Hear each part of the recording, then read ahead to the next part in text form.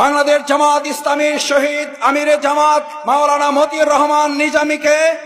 শুধু হত্যাই করা হয়েছিল এই কারণে যে তিনি সততা এবং দক্ষতা যোগ্যতার সাথে তৎকালীন দুর্নীতির মধ্যেও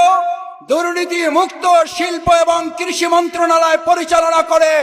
সংসদে তিনি চ্যালেঞ্জ করেছিলেন। সমাজ কল্যাণ মন্ত্রী